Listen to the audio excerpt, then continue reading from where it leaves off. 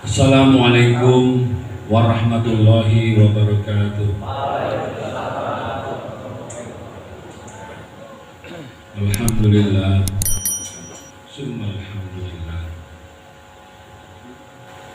Alhamdulillahilladzi hadana ila tariqil anbiya wal mursalin wal awliya wal salihin wal asfiya wal dhakirin bi wasatil muslimin. Sallallahu ala nabiyyina wa syafiina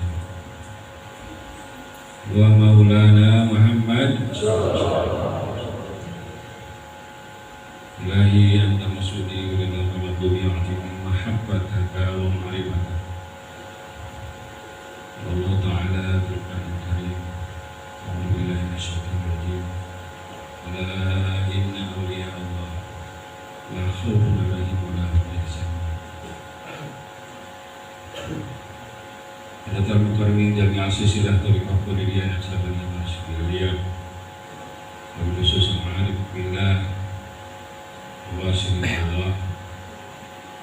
Akmalul insan kamil fi hadhihi zaman. Atusirkan salam al-Fatihah. Ya bin Ali ya bin Astagfir Suratul Ladzina an'amta 'alaihim di depan kita bangsa ini dan keluarga besar Ibu para sahabat segenap pengurus yayasan Saudara Suci Sirri Sekuritas Akademika Universitas Bernaslu, para pengurus madrasah kelas Raudah Tekian Syria Syirasa seluruh dunia, ikhwan akhwat yang tengah menempuh hakikat keikhwanan, Allah berkahi semuanya dengan calager-balager bunga rasa ngeunah nyawa betah jasa dina ngamalkeun ngamankeun ngalastarikan ajaran menjadi amalan para pecinta kesejahteraan jiwa TKM Masyarakat. Berkah karomah sahabat Al-Fatihah.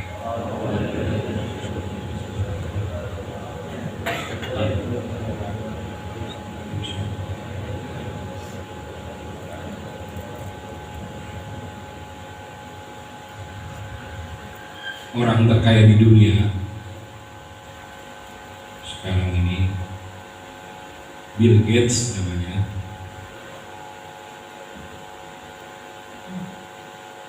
Dua tahun sebelum psikopok virus melanda dunia, sebelum pandemi corona virus mewabah di mana-mana, dia sudah meramalkan akan terjadi. Dia menyampaikan itu dalam sebuah ceramah bahwa nanti akan ada pandemi berupa virus yang akan mewabah di seluruh dunia, dan jangan heran banyak negara-negara yang tidak siap menghadapinya. Dan ternyata omongannya itu terbukti. Tapi karena terbuktinya itu, dia dituding oleh seluruh dunia sebagai orang yang merencanakan semuanya.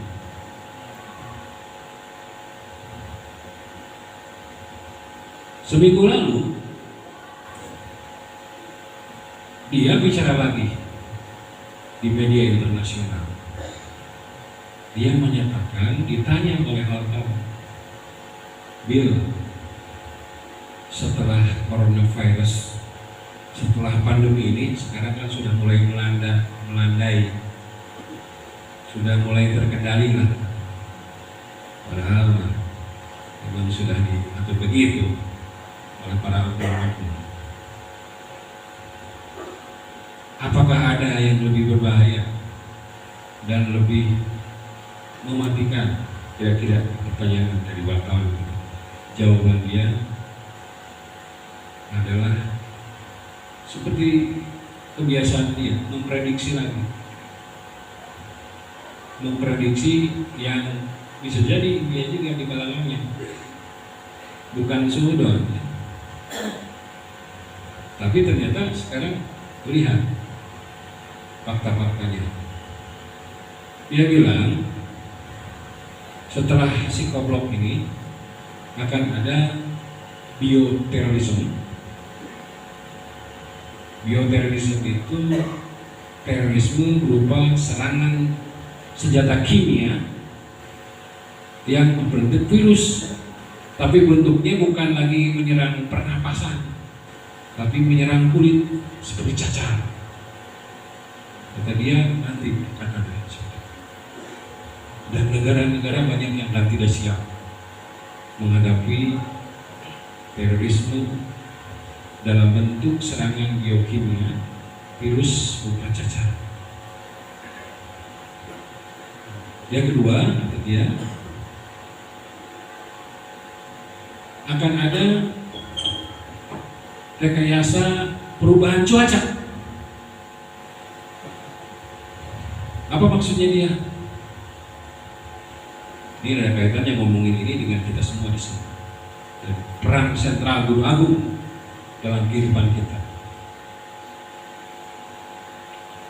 Jadi setelah nanti akan ada wabah virus berupa cacar, juga akan ada rekayasa cuaca, di mana dia akan membuat daerah-daerah atau negara-negara tertentu cuacanya diacak, sehingga selain mereka akan dilanda bencana, entah itu karena gempa bumi, entah itu karena tsunami, juga akan direkayasa sedemikian rupa para petani, produsen makanan tidak bisa menanam, sehingga semua gagal panen. Hanya wilayah tertentu saja yang bisa memproduksi pangan. Beberapa wilayah akan mengalami kegagalan, sehingga yang terjadi apa? Keterbatasan pangan. Semakin sedikit yang menguasai dahareun, lebokeun, hanya segelintir negara saja. Itu sudah diatur.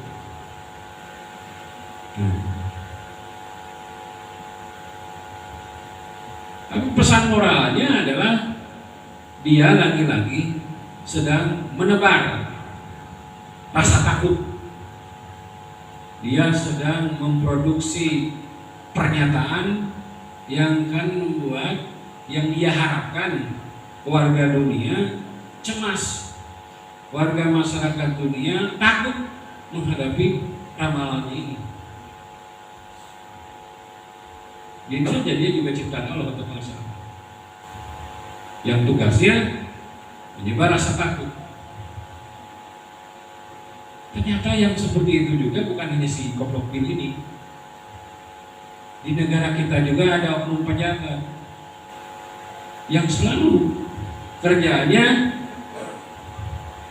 diutus oleh Allah untuk mengganggu rasa takut kita semua. Tidak usah sebut namanya, sebut aja jabatannya. Menteri Kesehatan 2 hari lalu menyatakan bahwa si Koplok ini belum selesai, sudah bermutasi menjadi 25 jenis virus. Macananya yang ngabok. Bermutasi kan orang bersilih rupa. Makanya perlu vaksin booster. Vaksin anawan deui teh.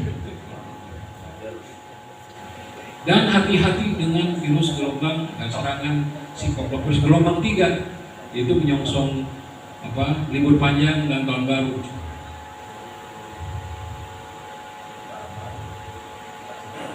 Nah, Menteri Kesehatan ngomong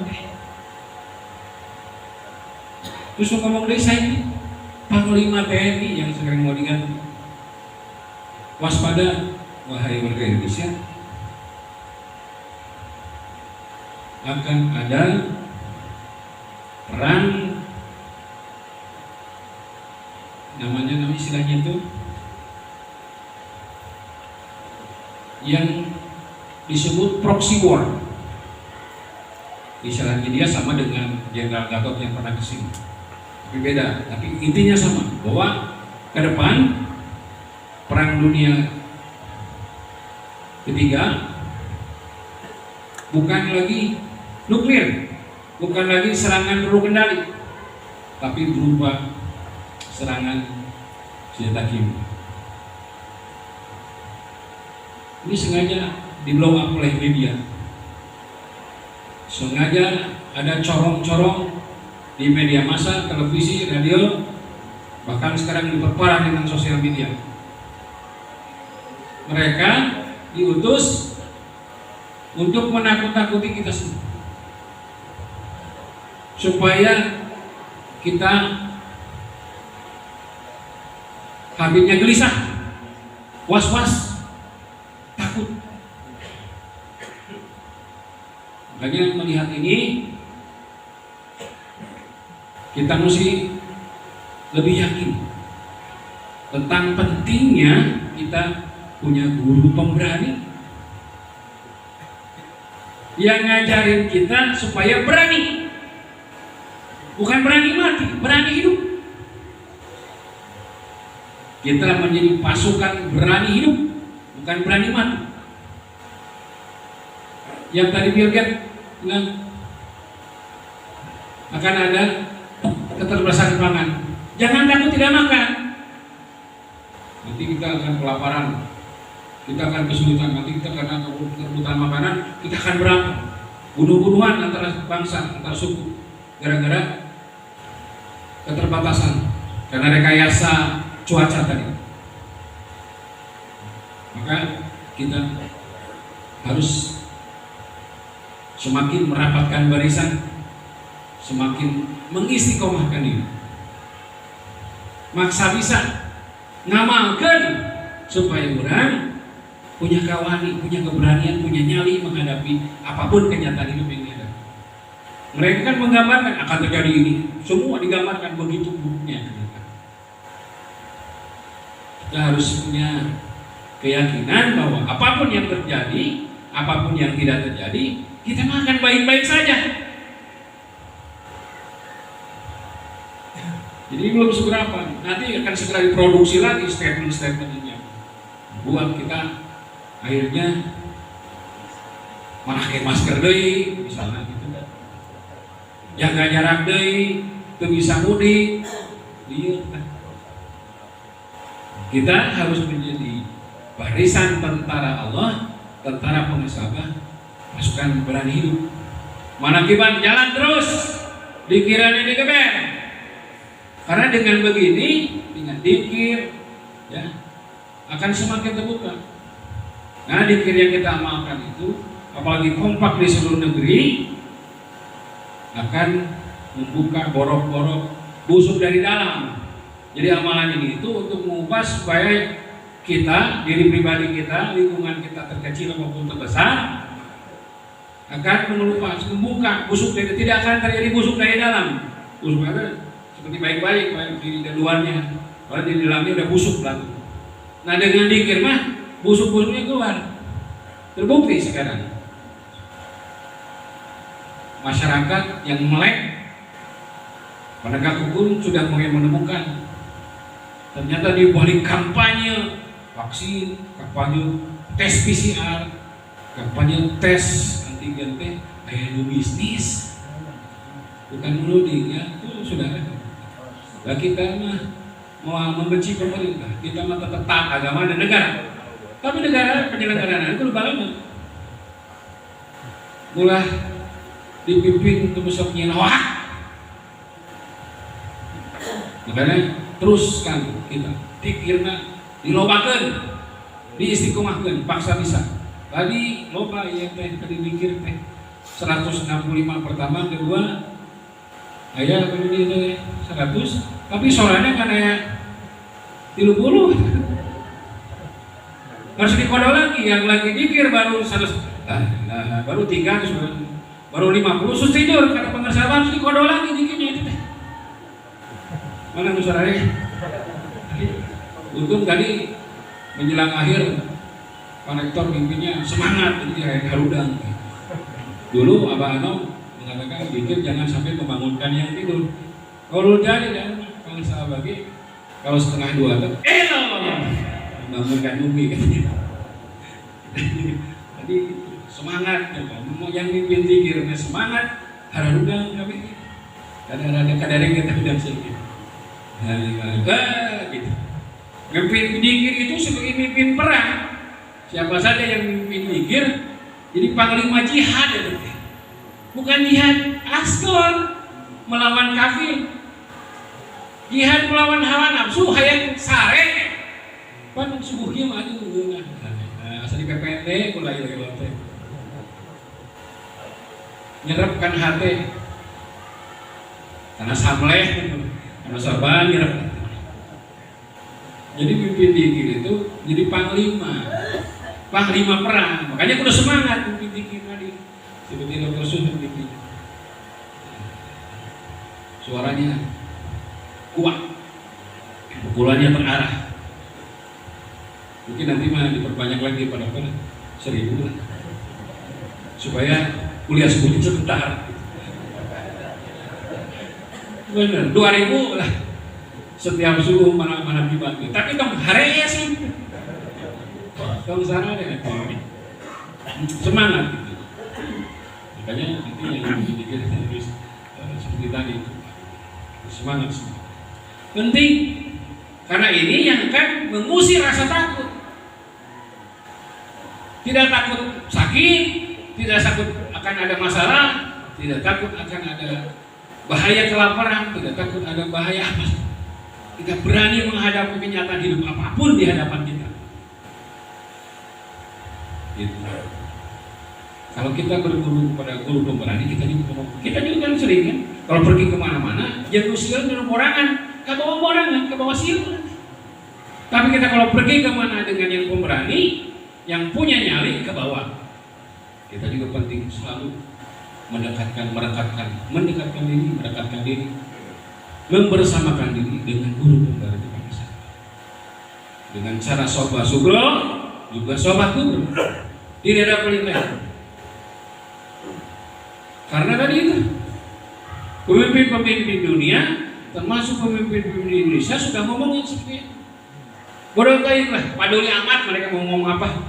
Mau ngomong bioterorisme, rekayasa serangan cuaca, mau bilang mau ada gelombang 3 sekoplok virus, paduli urang mandi di mana akibat ulah eureun. Dilarang ya kemana lah salah. Alhamdulillah ini beberapa masjid geus dicopotan tah tanda-tanda jaga jarak teh sudah mulai jaga rapat. Kan biasanya kita kan sebagai pimpin nanti ada hadis Nabi subuh vakum. Rapihkan barisannya. Kemana eta perintah Nabi eta? Alhamdulillah sekarang lihat di tayangan live TV di Mekah dan Madinah sudah mulai dicabutin eta teh nu bikin jaga jarak, jaga rapat. Karena ternyata sains membuktikan ketika kita jaga rapat, ketika rapatkan, lalu kita berzikir, itu kita energi gelombangnya satu sama lain saling. Pancen menjarak pada kita. Kayak setan yang teh. Kayak jaga aku berarti. Ngalegeut ada setan teh. Wajar we loba menjadi korban. Wajar kalau keterpaparan di Indonesia berubah menjadi kemudaratan. Itu sebabnya. Sabab umat Islam banyak yang meninggalkan markas besarnya. Masjid itu markas besar umat Islam. Jangan sampai meninggalkan bos. Kumaha carana ya madrasah maya.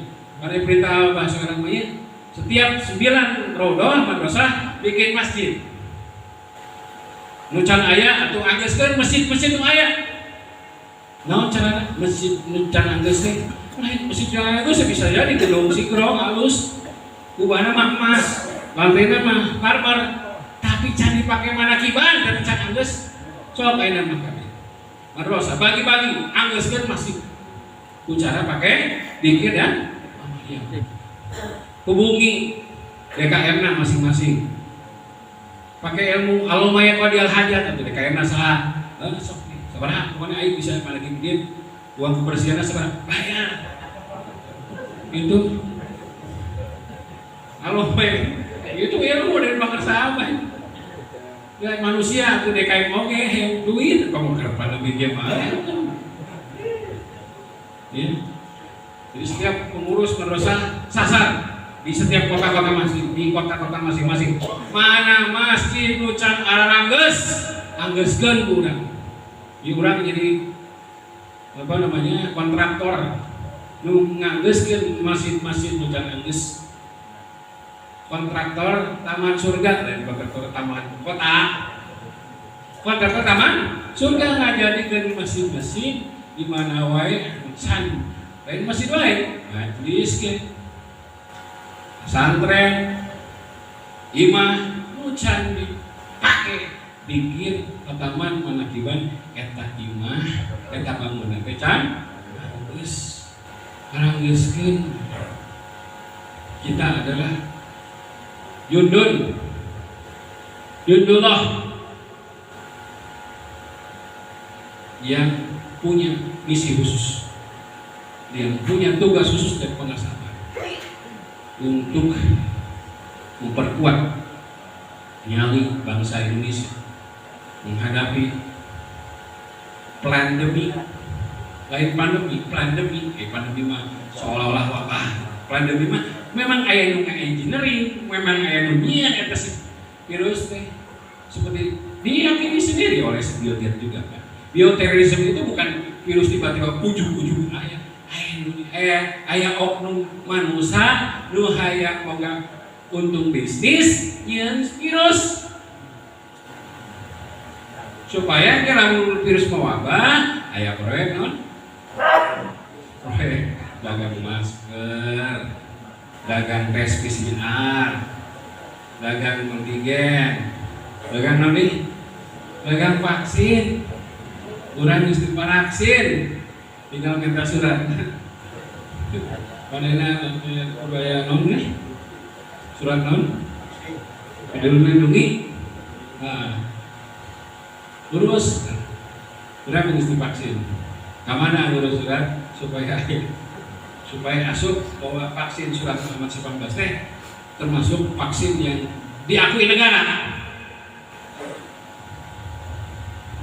Jadi mun petugas abdi terus divaksin mun periodisme. Ya pun kalau mun terpaksa disuntikan si Sinovac atuh lah. Terpaksa sama anggap wes naik lah. Ya. Namun tidak ada pilihan lain Indonesia. Tapi kita adalah thariqah yang bukan thariqah oposisi, kita tetap berada di dalam agama dan negara. Kita selalu mempaketkan ketaatan kita kepada agama, kepada negara. Bukan tarekat rebellion, bukan tarekat oposisi kita.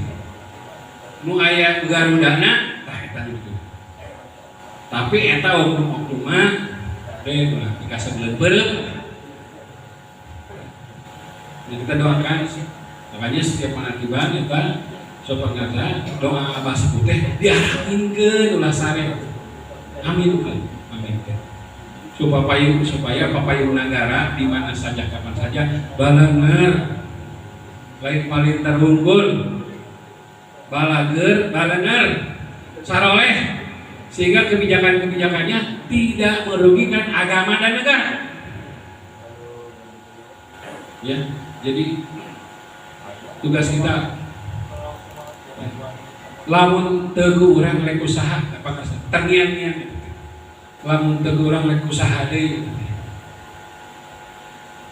Karena amalan kita mah komplit lain pun amaliyah keur kasolehan deui, keur kesucian jiwa, tapi keur memeres lingkungan terkecil, lingkungan menengah, oke lingkungan besar. memeres negara oke peradaban dunia di beberes dirarapi kula ilaha illallah gitu menit ya coba baca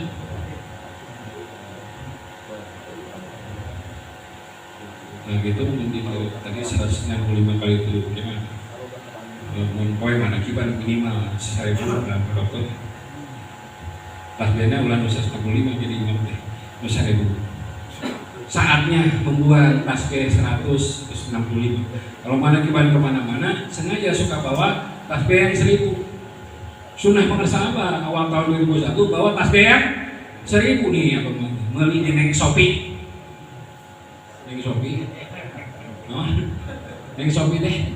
Tokopedia. Temennya Tokopedia, temennya lapak meli tasbih. Jadi mau maghrib teh mulai wayang maghrib sebelum 1000 minimal sehingga waktu jeda beres amaliyah ka Isya teh teu jauh-jauh teuing meskipun sebenarnya berapa geus dikir pertama salat sunah ba'diyah ge geus asup Isya kan dia mah terus 1000 ini mun kemana kiwan malam kalau mana kiwan maghrib coba aja rasakan kalau tidak subuh nunggu Isya ku dikir atuh maghrib mepet 1200 perlu ini mah yang ada ya. Lain biwuduin tamin sautin kawiin dorbin sadin tapi biadadin kasir sing loba geranganana ini mah tong poho oke beureum beureum sare keur dikir teh urang beureum supaya terbuka panon hati. Sama pulang kurang pindah ke alam kehidupan, eueuh panon ieu teh tah. Nompo adi sila-sila. Jelema anu saroreh teh ku panon ieu. Ieu mun urang ti aya hirup panon hatena, begitu pindah ke alam teh buyur barai teu poek mung kering putar rajin. Kapeureum keur dikir teh la ilaha illallah la nu terakhir naon? Tompo ada gerakan dulu pada harakat ansam karena harokah barokah berkah nate aya dina gerakan dikeun urang teh ulah eta mah molor ka ditu teh ya gerak olahraga olah nyawa olah rasa eta gitu untuk memberikan asror rasa supaya bergairah hidup teh makanya kata para ulama ketika menggerakkan kepala teh urang teh keur membuang beban-beban pikiran